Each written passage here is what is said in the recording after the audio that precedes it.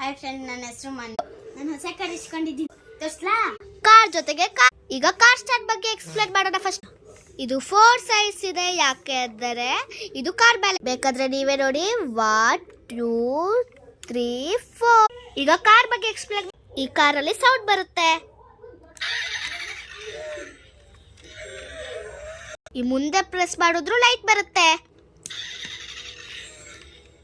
Door open ಮಾಡೋದಾದ್ರೆ ಮೇಲಿಂದ open ಮಾಡಬೇಕು.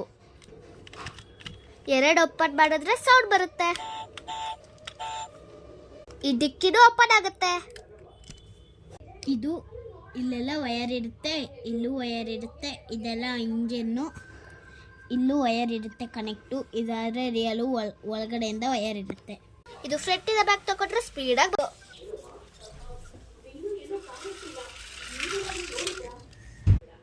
Thank you.